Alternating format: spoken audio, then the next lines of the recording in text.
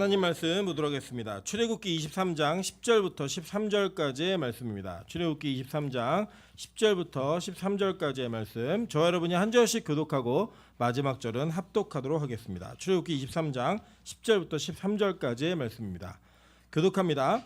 너는 6해 동안은 너의 땅에 파종하여 그 소산을 거두고 일곱째 해에는 갈지 말고 묵혀두어서 내 백성의 가난한 자들이 먹게 하라. 그 남은 것은 들짐승이 먹으리라. 내 포도원과 감람원도 그리할지니라. 너는 엿새 동안 내 일을 하고 일곱째 날에는 쉬라. 내 소와 나귀가 쉴 것이며 내 여종의 자식과 나그네가 숨을 돌리리라.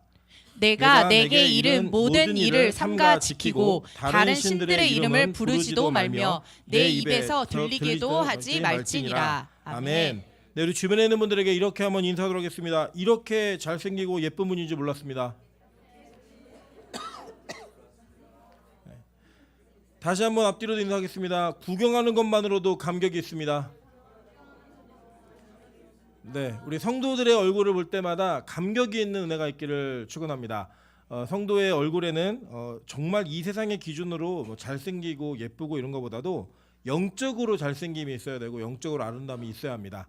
그런 은혜가 있어서 여러분 볼 때마다 감격이 있는, 감동이 있는 얼굴 만드시기를 주님의 이름으로 축원합니다. 네, 오늘은 출애굽기 23장 10절부터 13절까지의 말씀을 가지고 안식과 우상숭배라는 제목으로 하나님 말씀 증거하도록 하겠습니다.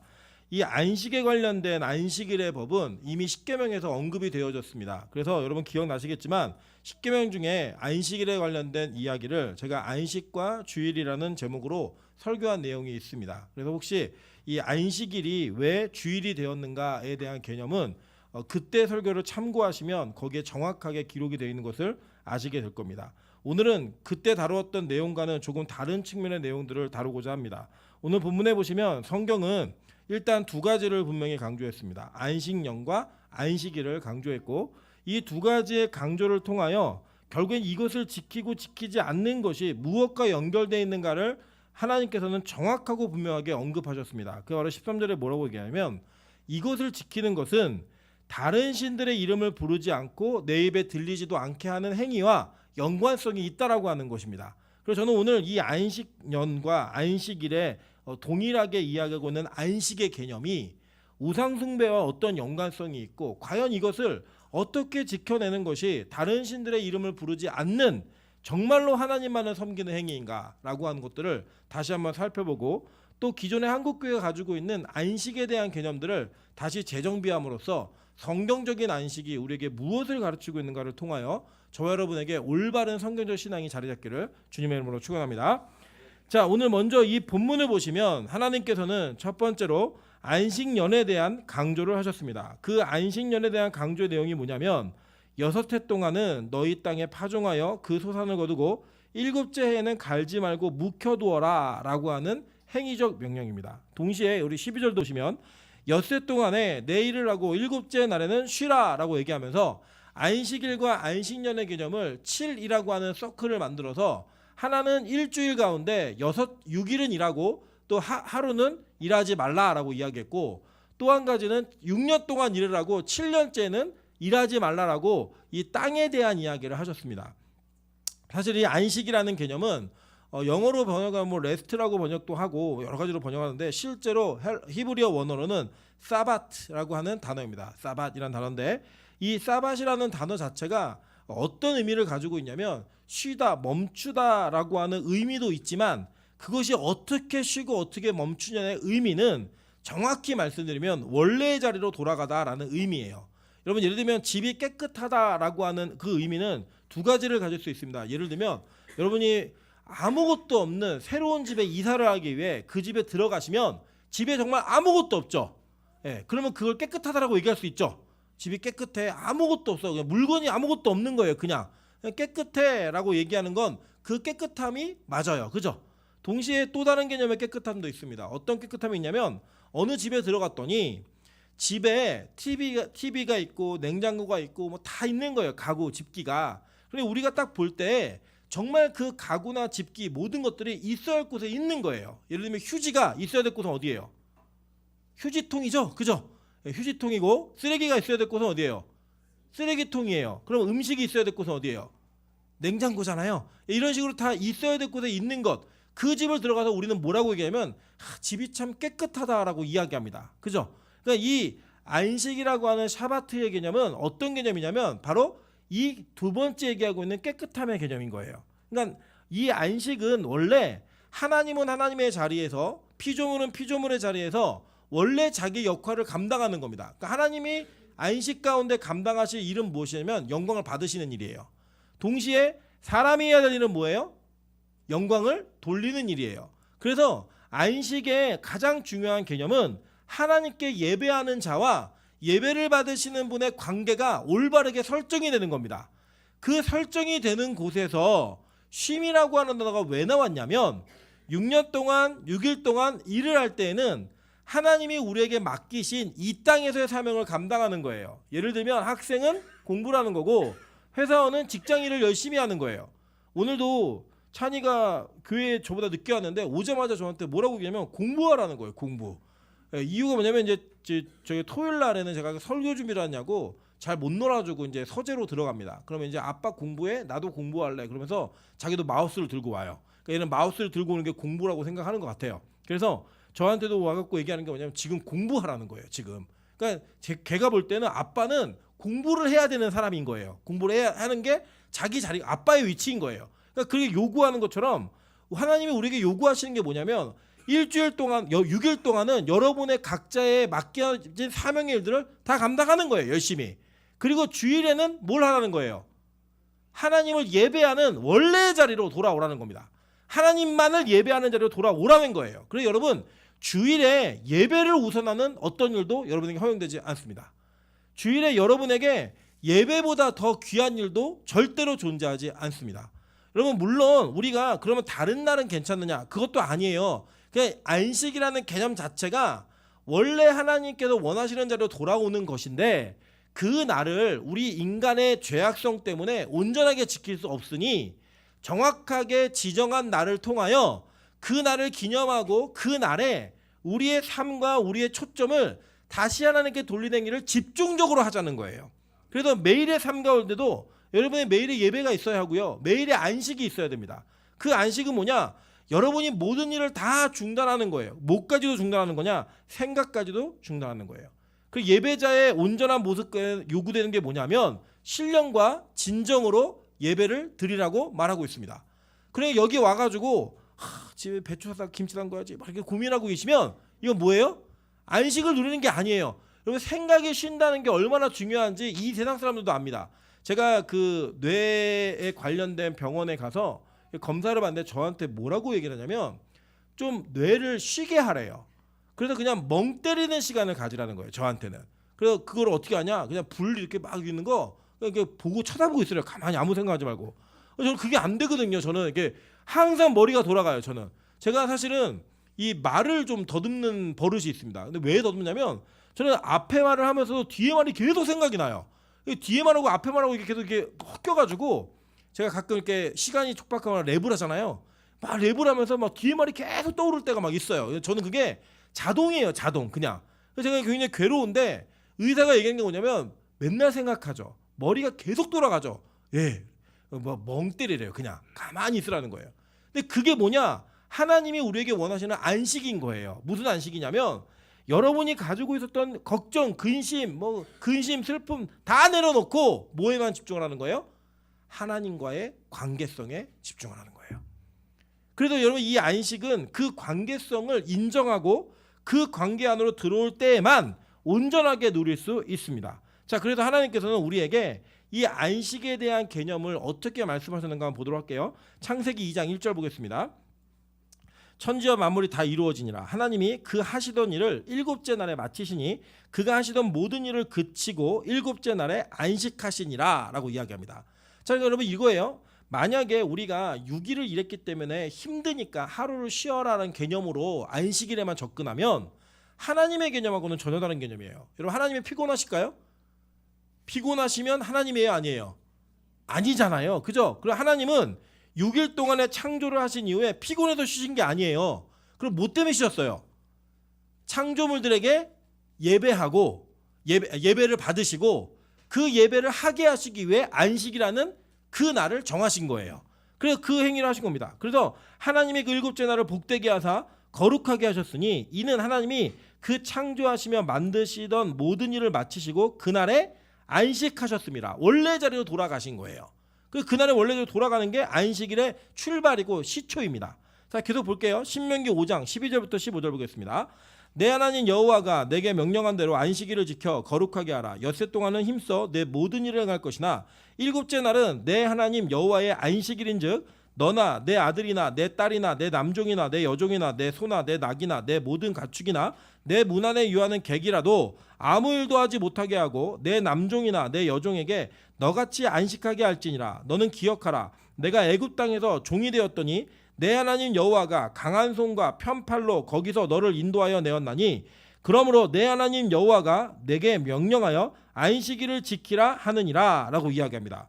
그러니까 이 신명기에서는 안식일을 지키라고 하는 그 계명에 조건을 붙이고 있는 전제가 뭐냐면 내가 너 구원했어. 그러니까 원래 자리로 돌아갈 때 나는 너의 구원자로 너는 구원받은 자로 하나님 앞에 예배하는 행위로 돌아오라는 거예요. 하나님의 명분과 요구는 너무나 분명하고 정확하게 우리에게 요구되어져 있습니다. 출애굽기 31장 13절부터 18절 한번 보도록 할게요. 너는 이스라엘 자손에게 말하여 이르기를 너희는 나의 안식일을 지키라. 이는 나와 너희 사이에 너희 대대의 표징이니 나는 너희를 거룩하게 하는 여호와인 줄 너희가 알게 함이라. 너희는 안식일을 지킬지니 이는 너희에게 거룩한 날이 됨이니라. 그날을 더럽히는 자는 모두 죽일지며 그날에 일하는 자는 모두 그 백성 중에서 그 생명이 끊어지리라. 엿새 동안은 일할 것이나 일곱째 날은 큰 안식일이니 여호와께 거룩한 것이라. 안식일에 일하는 자는 누구든지 반드시 죽일지니라. 이같이 이스라엘 자손이 안식일을 지켜서 그것으로 대대로 영원한 언약을 삼을 것이니 이는 나와 이스라엘 자손 사이에 영원한 표징이며 나 여호와가 엿새 동안에 천지를 창조하고 일곱째 날에 일을 마치고 쉬었음이니라 하라. 여호와께서 시내산 위에서 모세에게 이르시기를 마치신 때에 증거판 둘을 모세에게 주시니 이는 돌판이요 하나님이 친히 쓰신 것이더라 라고 얘기합니다. 하나님은요 이 안식에 관련된 법을 친히 기록하셔서 정확하고 분명하게 우리에게 말씀하셨습니다. 어느 정도의 수준으로 말씀하셨냐면 이 안식일을 지키지 않는 자는 다 죽여버리라는 거예요. 여러분 이것을 뭐 그렇다고 지금 문자적으로 실행하면 주일에 예배 빠지면 교육자들이 막 칼 들고 죽이러 가는 거 아니잖아요. 그런 개념으로 얘기하신 게 아니라 이건 뭐냐? 하나님과의 관계성이 끊어진 자는 이미 죽은 자라는 거예요. 하나님과의 관계성이 절연된 자는 이미 죽은 자라고 성경은 선언하고 있는 겁니다. 그래서 공동체성에서 예배행위가 없는 자들, 안식일의 개념이 정확하게 지켜지지 않는 자들은 하나님과의 생명력이 끊어진 자로 간주하고 그 죽은 자로 대하라고 성경은 우리에게 돌려서 말하고 가르치고 있는 거예요. 의미적으로. 이 미닝은 정확하고 분명하게 말하는 것은 공동체성을 벗어난 자라는 거예요. 그 공동체가 뭔데요? 하나님과의 온전한 관계성을 유지하는 자들이잖아요. 안식할 때 예배하는 자와 예배를 받으시는 그 하나님과의 관계성, 이게 너무나 중요한 거예요. 그리고 여러분 이 안식은 우리가 하나님을 어떻게 생각하고 있고 그분과의 관계가 어떤지를 분명하게 설정해 주는 날이었습니다. 그래서 출애굽기는 창조를 기억하며 안식을 지키라고 말하고 있고 신명기는 너희의 구원을 기억하며 안식일을 지키라라고 정확하고 분명하게 말하고 있는 거예요. 여러분 보세요. 창조의 안식은 하나님이 어떻게 예배받으실 분인지를 우리에게 명분으로 이야기해 주셨고 그리고 우리가 신명기에서는 출애굽 즉 애굽 땅으로부터 구원받은 자이기 때문에 하나님께 당연히 예배하는 자를 와야 된다라고 그 예배 이유를 정확하고 분명하게 이야기해 주고 있다는 겁니다.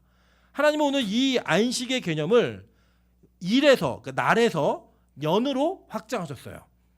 그 확장하신 게 뭐냐? 바로 안식년입니다. 자, 안식년이 어떻게 지키고 어떻게 요구되어지고 있는지 성경의 진술을 보도록 하겠습니다. 레위기 25장 2절부터 4절입니다.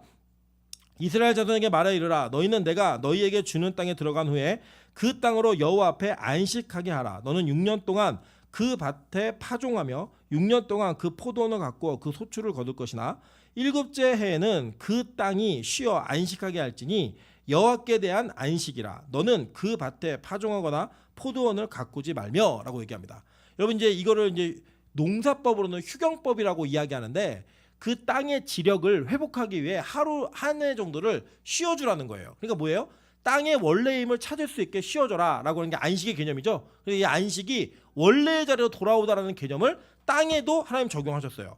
자, 그래서 이 안식할 때에는 절대 포도원이나 그 밭에 파종하거나 가꾸지 말라라고 이야기합니다. 자, 그러면서 뭐라고 이야기하셨냐면 잘 볼게요. 레위기 25장 21절부터 22절 그리고 26절입니다. 내가 명령하여 여섯째에 내 복을 너희에게 주어 그 소출이 3년 동안 쓰기에 족하게 하리라. 너희가 여덟째에는 파종하려니와 묵은 소출을 먹을 것이며 아홉째에는 그 땅에 소출이 들어오기까지 너희는 묵은 것을 먹으리라 라고 얘기했습니다. 자, 이게 무슨 내용이냐면 이 중간에 있는 내용이 지금 레위기 25장이잖아요. 이게 안식, 그러니까 6년 동안에 내가 열심히 농사를 짓다가 한 해를 쉬면 굶어 죽으면 어떡하지? 라는 불안함이 있을까요, 없을까요? 있잖아요. 왜냐하면 지금 우리 제가 요새도 감격하는 건 우리 대한민국의 선조들이 굉장히 지혜로워요. 우리나라 김치가 정말 맛있잖아요. 김치가 왜 만들게 되었냐면 겨울에도 채소를 어떻게 하면 먹을 수 있을까를 고민하다가 만들기 시작한 게 김치예요. 이제 물론 고춧가루를 넣고 이렇게 하는 건 이제 조선 후기부터 시작된 거지만 채소를 어떻게 보관해서 겨울에도 채소를 먹을 수 있을까 이거를 이제 고민하다가 만든 게 이런 음식이거든요. 그러니까 왜 이런 고민을 했냐면 지금은 저장하는 방법이 기술이 많이 발달해 가지고 뭐 몇 년씩도 저장을 하잖아요. 냉동하고 얼려 가지고. 근데 이 고대 사회에서는 그 해의 소출이 없어지면 다 굶어 죽었습니다. 흉년이 3년이다, 뭐 흉년이 5년이다, 흉년이 7년이다, 전 세계가 다 굶어 죽은 거예요. 전 세계가. 예를 들어 우리 지금 이 시대에는 1년 정도 흉년이 들어도 뭐 어렵긴 하겠지만 다 죽는 일은 없습니다. 그죠? 저장해 놓은 음식들이 있으니까. 그런데 성경에서는 이것을 걱정하지 말라는 거예요. 그러함에도 불구하고. 왜냐하면 네가 안식년을 지키기 전, 그 바로 전해에는 농사진 것을 3배나 거두게 하겠다는 거예요. 3배나. 그래서 3년을 앞으로 쓰기에도 전혀 어려움이 없게 만들어주겠다라고 얘기하는 거예요. 그러니까 이 내용을 보면 이거 대단하네. 죄송해요. 3배가 4배네요. 3년 치니까 오래 먹을 거하고 3년을 더 먹게 하겠다. 그래서 8째 그리고 9째 맞네요. 3년이네요. 죄송해요. 3배네요. 3년 9째까지 땅에 소출이 들어오기까지 너희는 묵은 것을 먹으면서 안식년에 농사를 짓지 않아도 먹을 거고 그 다음에도 이미 6째 거둔 걸 먹고 그 다음에도 먹는데요. 4배 맞네요. 죄송해요. 예, 왔다 갔다 해가지고 4배 확실히 맞아요. 그러니까 3년치를 더 주겠다는 거예요. 그 해치 말고도. 그러니까 하나님께서 안식년을 지키라고 하신 거는 어떤 의미가 있는 거냐면 나 믿으라는 거예요. 나를 신뢰하고 지키라는 거예요. 그러면 나를 신뢰하고 지킨 것을 통하여 내가 너에게 어떤 복을 주는지를 정확하게 보이시겠다라고 얘기한 겁니다. 그래서 이 행위에는 뭐가 담겨 있는 거냐면 우리 율법적으로 그래 6째니까 아무것도 하지 말아야지. 6째니까 뭐 일을 하지 말아야지. 이게 아니고요. 하나님께 예배하는 행위를 전심으로 하라는 거예요. 이유는 반드시 내가 너를 책임지고 너의 삶을 무너지지 않도록 지켜주시겠다라고 하는 하나님의 언약의 선포인 거예요. 이 안식은 우리에게 요구만 있는 게 아니라 약속이 들어가 있어요. 무슨 약속이 있냐? 그 쉬는 날에 네가 손해보는 것 같지만 그 쉬는 날을 있기 전에 내가 너에게 더 많은 것을 부어주어서 그 쉼의 영역을 메꾸게 하시겠다라는 거예요. 믿으십니까? 이게 바로 하나님께서 우리에게 약속하신 하나님의 은혜예요. 그래서 이 하나님께서 더 부어주실 것을 약속하면서 뭐를 요구하셨나 한번 볼게요. 신명기 15장 1절부터 11절이에요. 매 7년 끝에는 면제하라. 면제의 규례는 이러하니라. 그의 이웃에게 꾸어준 모든 체주는 그것을 면제하고 그의 이웃에게나 그 형제에게 독촉하지 말지니 이는 여호와를 위하여 면제를 선포하였음이니라 라고 얘기합니다. 이게 우리 지난주에도 봤던 말씀인데 이 내용의 의미가 뭐냐면 안식년에는 빚이 있으면 다 탕감해 주라는 거예요. 그러니까 여러분 이게 지금 요걸 듣고 나니까 좀 더 이해가 되시죠? 그냥 지난주에 요거만 들으셨을 때는 되게 부담되셨을 거예요. 아니 나도 내 거를 빌려준 건데 그걸 7년째 탕감을 해줘버리면 이 사람은 그거 빌려준 것만큼 손해보는 거잖아요. 심지어는 이 뒤에 말씀 여러분 기억나시겠지만 그 안식년이 가까웠다고 가난한 자 피해 다니지 말라는 거예요. 그를 미운 눈으로 쳐다보지 말라는 거예요. 달라는 대로 모자람 없이 구워주라고 얘기했어요. 왜 그러냐면 안식년이 오기 바로 전년도에 몇 배를 거두게 하겠다고요? 4배를 거두게 하겠다라는 약속이 있었기 때문에 그거 내가 더 줄 거니까 그거 까줘. 다 면제해줘. 그래도 너는 절대 손해보지 않아. 이 얘기를 하시는 거예요. 그래서 하나님은 개인에게 약속하신 안식년에 대한 축복의 언약이 주변에게도 확장되게 만드신 거예요. 그래서 여러분 그리스도인은요 복을 받았다라고 얘기하고 하나님의 은혜를 입었다고 얘기할 때 그것이 자신 안에게만 머무르게 하면 그거는 복 아닙니다. 하나님의 복 받은 게 아니에요. 우리는 그 복이 우리를 통해 주변으로 흘러가게 만드는 게 복인 거예요. 여러분 우리 교회가 매년 이제 그 절기에 헌금을 하면 다 내보냅니다. 그거 다 내보낼 때 제일 힘든 사람이 누굴까요? 없어요? 저 힘들어요. 왜 힘드냐면 그게 있으면 조금 더 우리 교회 재정에 여유가 있을 것 같아요. 지금 당장 그 액수가 나가지 않으면 조금 더 살림을 여유롭게 할 수 있을 것 같아요. 근데 그걸 내보내겠다는 약속을 했기 때문에 하나님 앞에 약속했기 때문에 그걸 다 내보냅니다. 물론 제가 너무 감사한 건 이전에 우리 교회가 내보내기 이전보다 내보내고 나서부터 절기헌금은 훨씬 많아졌어요. 그리고 그걸 내보내고 난 다음에 우리 교회는 하나님이 더 많은 복을 부어주셨어요. 제가 그걸 경험하고 나니까요 이제는 더 많은 것들을 절기헌금에 헌금이 되어져도 내보내는 게 두렵지 않아요. 왜냐하면 경험했기 때문이에요. 이거 내보내면 안 될 것 같은데 지금 당장 이게 있어야지만 우리 교회가 어렵지 않을 것 같은데 내보냈더니 하나님 더 부어주시더라는 거예요. 여러분 그래서요 저는 우리 빛가소금 교회의 모든 성도가 이 복을 받기 원합니다. 나누어 줌으로 인하여서 하나님의 채우신 걸 경험하고 더 나눠주기 위해서 그 체험을 강구할 수 있는 사람들. 여러분 이 땅엔 그렇지 않다니까요. 이 땅은요 가진 자가 더 갖기 위해 노력합니다. 요 근래에도 어떤 정부와 정권이 되든 자신들이 힘을 잡으면 자신들에게 유리한 것들을 정확하고 분명하게 판단하고 결정합니다. 여러분 부자 감세가 어마어마하게 이루어졌잖아요. 왠지 아세요? 부자들은 지금 가지고 있는 것보다 더 부자가 되길 원해요.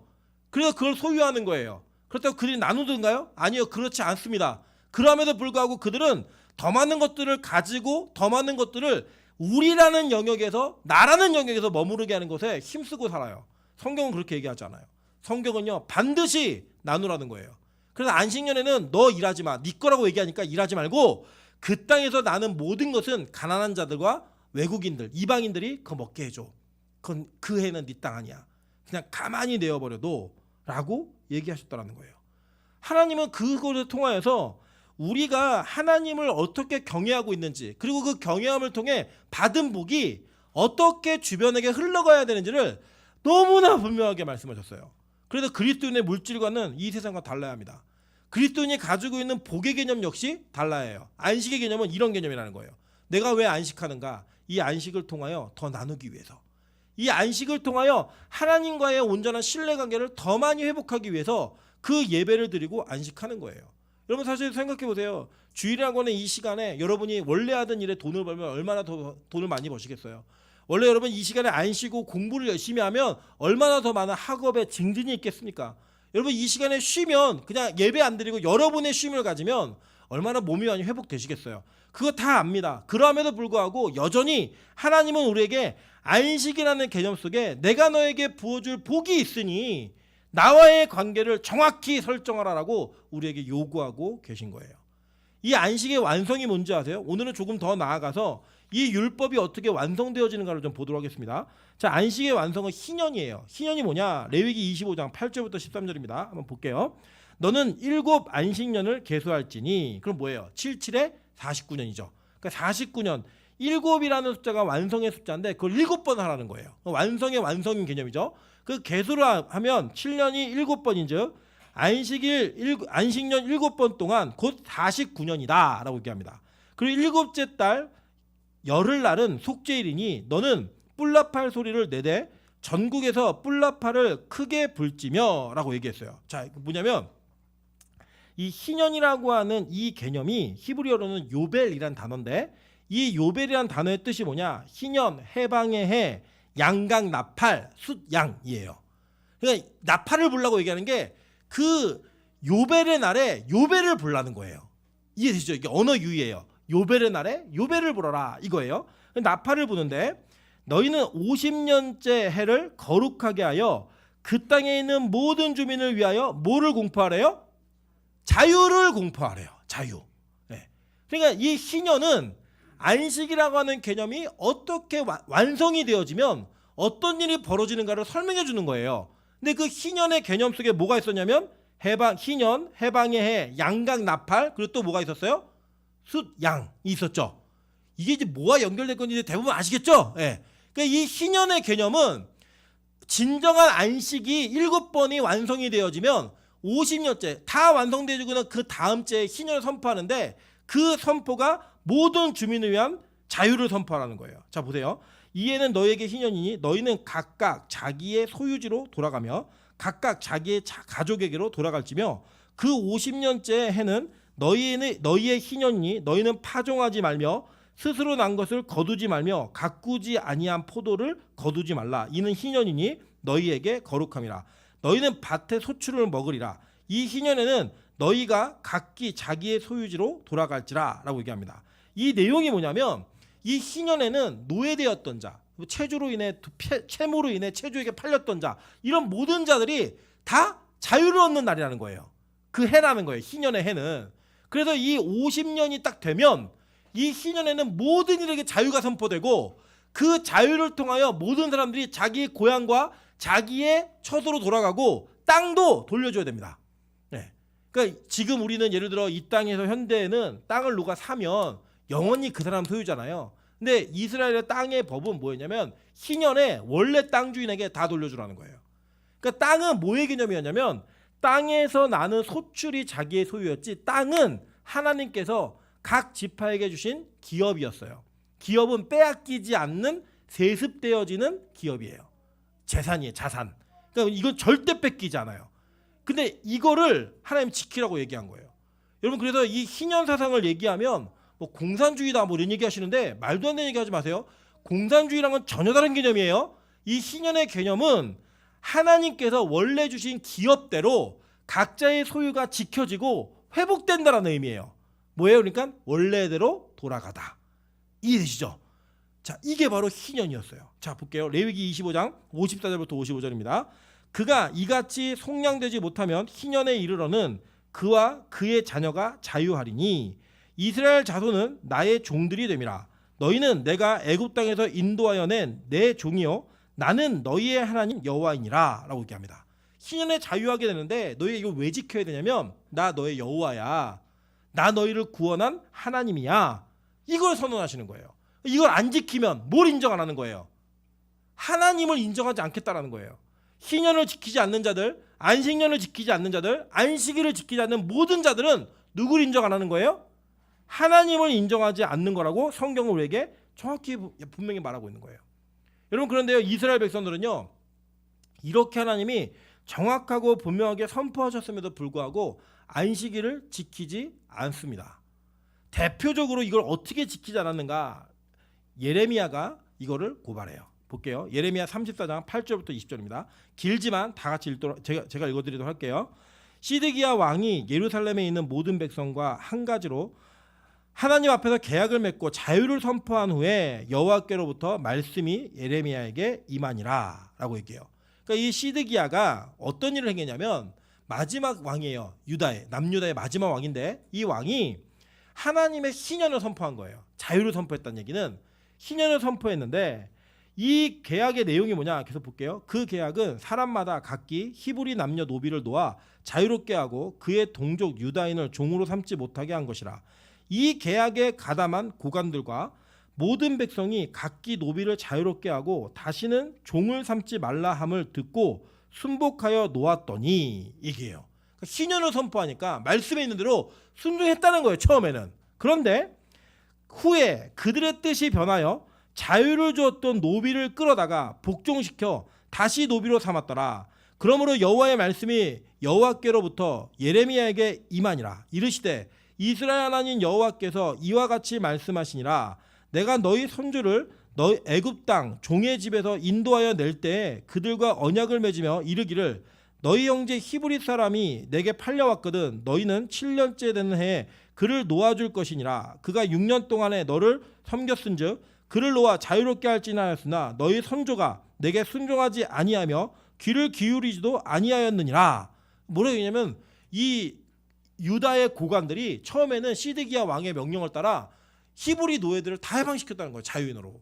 근데 내보내고 나니까 너무 아까운 거예요. 원래 내 노비였는데 아무 대가 없이 심지어는 그냥 나가지 못하게 했어요. 뭘 챙겨줬어야 돼요. 챙겨서 내보낸 거예요. 내보냈는데 그 내보낸 게 너무 아까운 거예요. 왜요? 내 거였거든요. 하나님께 아니라 이 사람들에게는 그 사람이 하나님의 사람이 아니라 내 거였어요. 내 거. 내 거였고 소유의 개념으로 사람을 바라보고 있으니까 그 소유가 더 이상은 발휘될 수 없는 그 상황이 너무 억울한 거예요. 그래서 다시 잡았어요. 다시 노비를 삼으니까 하나님이 화가 나셔가지고 예레미야에게 말씀하시는데 니네 조상들은 안식년도 안 지켰어. 희년 안 지키는 거 그거 대단한 거 아니야. 안식년도 안 지켰어 라고 얘기해요. 그래서 볼게요. 그러나 너희는 이제 돌이켜 내 눈앞에 바른 일을 행하여 각기 이웃에게 자유를 선포하되 내 이름으로 일컬음을 받는 집에서 내 앞에서 계약을 맺었거늘 너희가 돌이켜 내 이름을 더럽히고 각기 놓아 그들의 마음대로 자유롭게 하였던 노비를 끌어다가 다시 너희에게 복종시켜 너희의 노비로 삼았도다. 그러므로 여호와께서 이와 같이 말씀하시니라. 너희가 나에게 순종하지 아니하고 각기 형제와 이웃에게 자유를 선포한 것을 실행하지 아니하였은즉 내가 너희를 대적하여 칼과 전염병과 기근에게 자유를 주리라. 여호와의 말씀이니라. 원래는 희년은 너희에게 자유를 주는 날인데 니들이 그거 안 지켰지? 내가 이제 칼과 전염병과 기근에게 자유를 주어서 너희들을 마음껏 유린하게 하겠다는 거예요. 하나님 이렇게 말씀하신 거예요. 여러분 이게 바로 안식을 지키지 않은 자들의 모습인 거예요. 여러분 안식을 왜 안 지키냐면 이런 거예요. 적어도 안식을 안 지키는 사람들은요 뭐가 있냐면 열심히 있는 사람들이에요. 여러분 무슨 열심이냐면 잘 생각해 보세요. 첫 번째로 이스라엘 백성들에게 안식일이 실제적으로 지켜졌던 게 언제인 줄 아세요? 여러분 안식일 만나 사건이에요. 만나 사건. 이 만나 사건이 무슨 사건이었죠? 하나님이 만나를 매일매일 주셨는데 6일째 날에는 2배를 주셨어요. 그러니까 7일째에는 안식을 지키고 나오지 말라는 거예요. 하나님과 예배하라는 거예요. 그래서 여러분 6일째에는 2배를 매일매일 거두는데 매일매일은 하루치 이상 거두면 다 썩었어요. 근데 6일치 거는 이틀치를 거둬도 안 썩었다고요. 그러면 이틀치를 거둔 사람이 그러니까 안식일이 됐을 때 먹을 게 있는 거예요, 없는 거예요? 있었죠. 근데 이 사람이 또 안식일에 만나를 거두러 나갔어요. 그 이 사람은 어떤 사람이에요? 예? 열심히 있는 사람인 거예요. 인간적으로 생각하면 그러니까 먹을 게 있다니까요.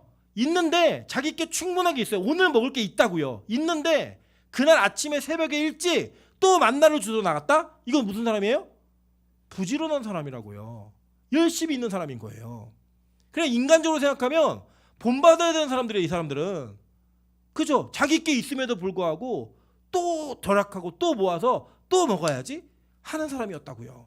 그것도 새벽에 나가야지만 거둘 수 있는 그 만나를.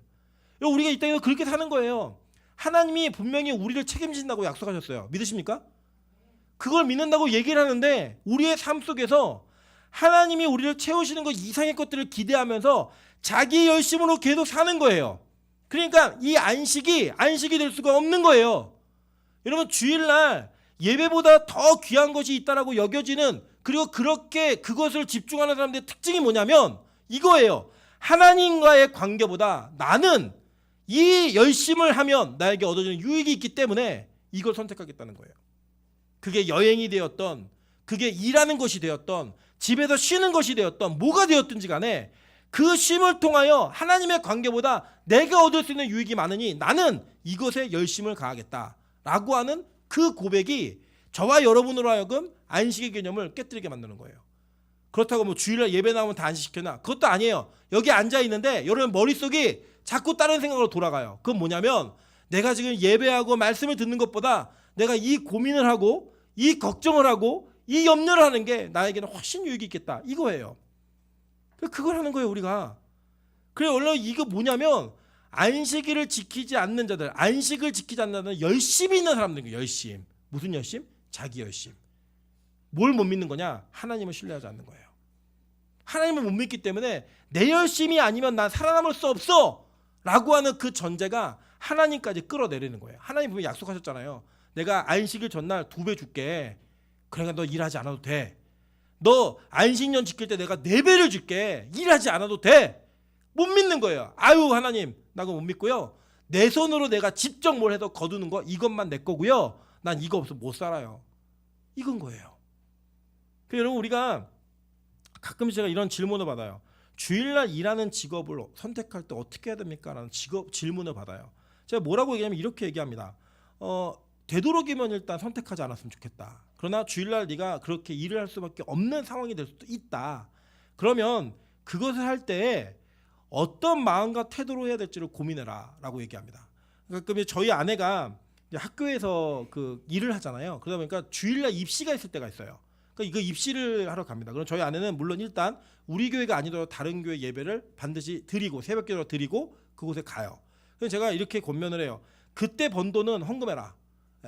안식일에 번 돈 다 헌금해라. 그 내가 이걸 위해서 일한 게 아닙니다라는 고백을 해야 된다는 거예요. 그러니까 물론 주일날 일할 수 있는 직업들이 있어요. 예를 들면 소방관, 경찰관 이런 사람들은 일을 해야죠. 만약에 소방관들이 예수 믿기 때문에 난 주일날 불을 끄지 않겠습니다. 얘기하면 돼요, 안 돼요? 안 돼요. 큰일 납니다. 주일날이니까 범인을 잡지 않겠습니다. 신고하지 마세요. 전화기 끊으면 돼요, 안 돼요? 안 돼요. 그거 하는 거예요, 열심히. 그거 범죄 아니에요.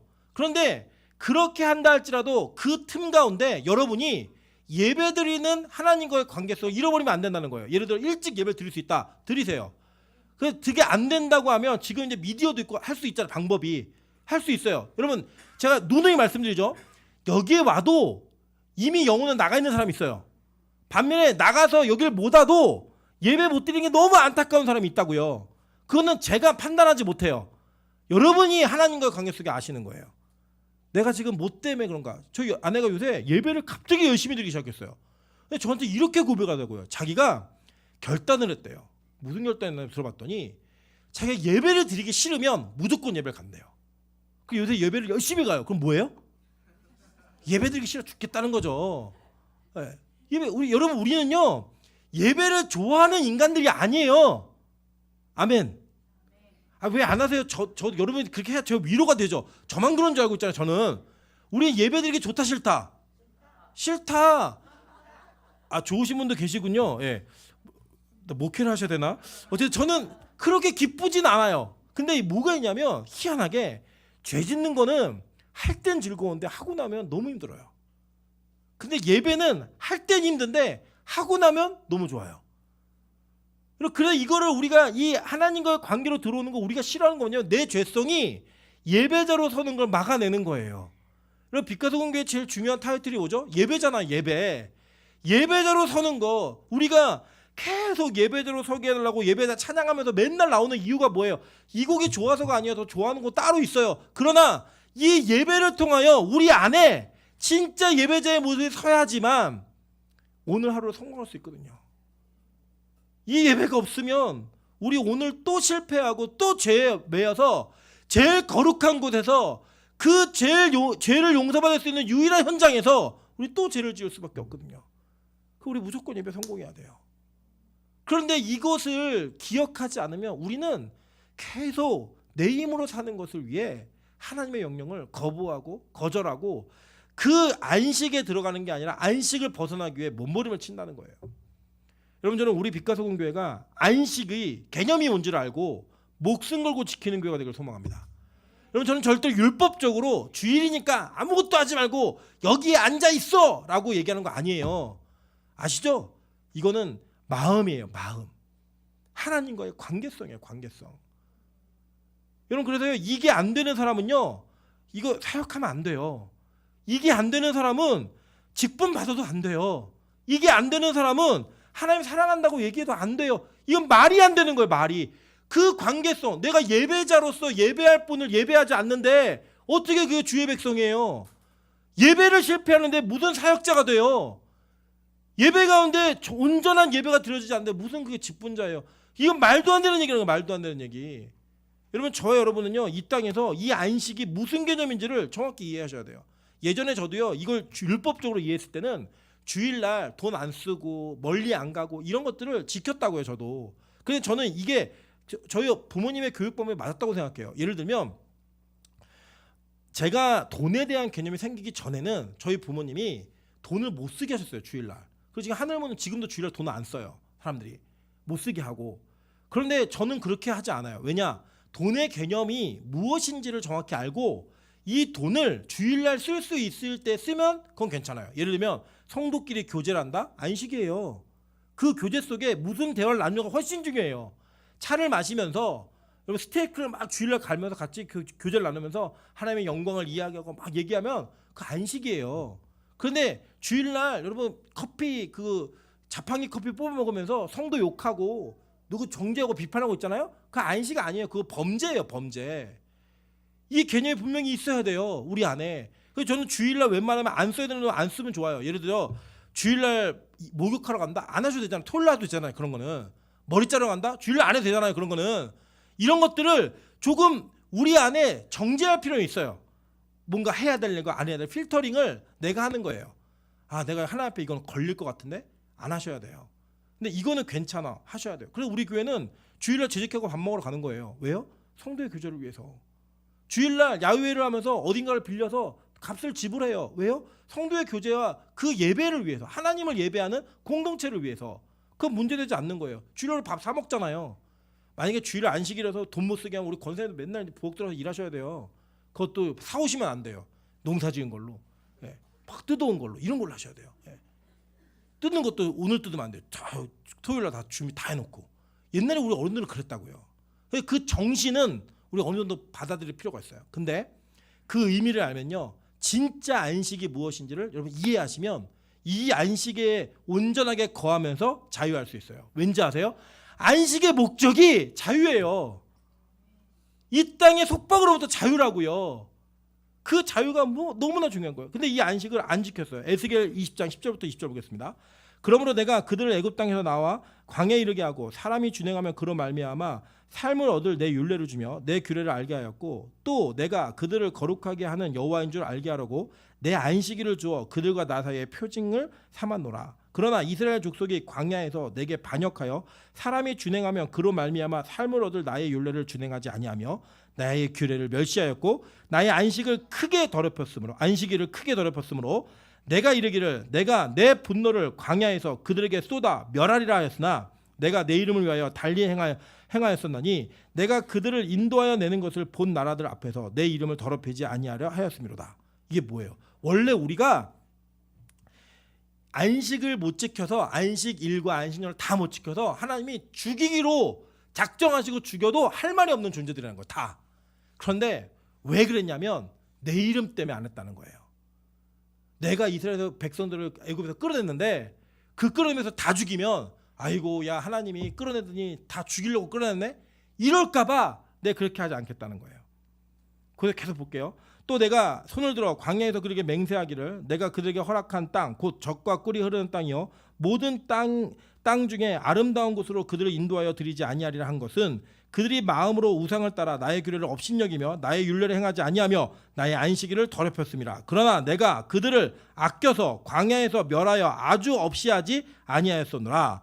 내가 광야에서 그들의 자손에게 이르기를 너희 조상들의 율례를 따르지 말며 그 규례를 지키지 말며 그 우상들로 말미암아 스스로 더럽히지 말라. 나는 여호와 너의 하나님이라. 너희는 나의 율례를 따르며 나의 규례를 지켜 행하고 또 나의 안식일을 거룩하게 할지어다. 이것이 나와 너희 사이의 표징이 되어 내가 너희와 너희의 하나님인 줄을 너희가 알게 하리라 하였노라. 아멘. 하나님이 이거를 지키라는 거예요. 내가 이거 지키면 반드시 너로 하여금 내가 너희 하나님을 알게 하겠다라고 약속하신 거예요. 근데 이스라엘 백성 안 지켰거든요. 안 했거든요. 그래서요 그 우상 숭배를 한 거예요. 무슨 우상 숭배? 자기를 섬긴 거예요. 하나님이 아니라 날 위해서 산 거예요. 그랬더니 하나님이 이 우상 숭배 대가를 치르게 하셨어요. 그 대가가 뭐냐? 이게 대가라고 발음하는데 한글은 표기는 대가가 맞습니다. 대가라고. 이 대가를 치르게 하셨는데 레위기 26장 34절부터 35절이에요. 너희가 원수의 땅에 살 동안에 너희 본토가 황무할 것이므로 땅이 안식을 누릴 것이라. 이거 뭐예요? 안식년 안 지켰다는 거예요. 그래서 안식년을 안 지키고 매년 너희가 일을 하고 매년 땅을 가니까 내가 니들 다 잡아서 포로로 끌려갈 거야. 그리고 그 땅이 황무하는 동안에 니들이 못 지켰던 안식년을 내가 지키게 하겠어. 이거예요. 그래서 70년이라는 포로 생활하는 거예요. 그게 다 뭐예요? 그동안 너희들이 안 지켰던 안식년을 내가 너희들 포로로 끌어가서 다 지켜야 할 거야. 이거였어요. 하나님이 다 빼시는 거예요. 하나님이요, 손해보는 것만큼, 여러분이 하나님의 뺏긴 것만큼 원래 드려야 될 것을 뺏으신 거예요. 그러니까 후회하지 말라는 거예요. 제가 너무 감사했던 건 뭐냐면, 얼마 전에 우리 교회 지체에게 하나님께서 이렇게 물질을 걷어가시는 일을 하셨어요. 근데 그게 되게 큰 시험이 될 수 있을 만한 일이었거든요. 본인에게도, 그 사건 속에서. 근데 본인이 하나님께 드려야 될 것을 내가 가지고 있었다는 것을 뺏겼다는 걸 딱 인정하니까요, 그 은혜로 바뀌더라고요. 이게 뭐냐면, 이 레위기에 말씀하신 것이 어떻게 이루어졌는지를 지금 역대하에서 고백을 해요. 보세요. 역대하 36장 20절부터 21절이에요. 칼에서 살아남은 자를 그가 바벨론으로 사로잡아가매 무리가 거기서 갈대아 왕과 그의 자손의 노예가 되어 바사국이 통치할 때까지 이르니라. 이에 토지가 황폐하여 땅이 안식년을 누린같이 안식하여 70년을 지냈으니 여호와께서 예레미야의 입으로 하신 말씀이 이루어졌더라. 이걸 인정한 거예요. 여러분, 이걸 누가 봤는지 아세요? 이걸 다니엘이 본 거예요. 다니엘이 보고 포로가 끝날 것을 기도하기 시작한 거예요. 하나님께서 회복하실 것을 기도하기 시작한 거예요. 여러분, 여러분은요, 오늘 지금 우리의 모든 행위 속에 우리는 이 안식일, 안식년, 희년 다 못 지킨 사람들이에요. 그냥 다 걸려서 내 열심으로, 내가 가지고 있는 힘으로 살 수 있다고 생각해서 안식에 하나님과 예배하는 그 예배 행위를 우리는 거절했고, 예배 가운데 행위는 있었지만 그 진심이 없었던 모습이 우리 안에 있어요. 내가 어렸을 때 예배 드렸으니까 주일날 예배 안 가면 찝찝하고, 주일날 내가 안 가면 권사인 우리 엄마가 날 가만히 두지 않고, 목사인 우리 아버지가 날 가만히 두지 않을 것 같으니까 집안의 평화를 위해서 예배를 드려왔고, 수없이 이렇게 많이 했던 행위가 하나님에 다 걸린 거예요, 우리가.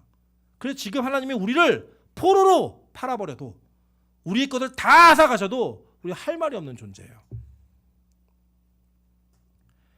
여러분, 이게 뭐냐면 하나님께서 이 안식의 법을 통하여 우리에게 우리 스스로 우리가 이것을 지킬 수 없음을 고백하게 함과 동시에 이 문제 해결을 어떤 식으로 해나갈 것인지를 성경은 우리에게 명확히 알려주고 있는 거예요.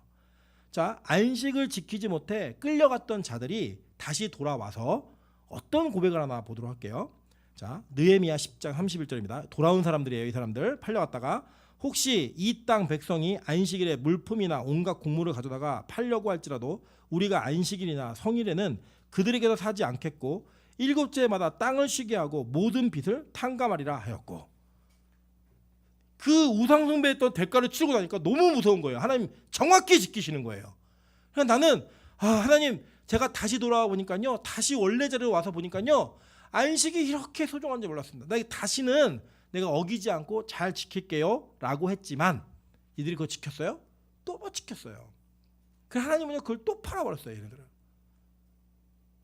그랬던 우리를 하나님이 이 땅에 직접 오셔서 우리가 지킬 수 없는 안식, 그래서 팔려간 우리에게 하나님은 희년을 선포하십니다.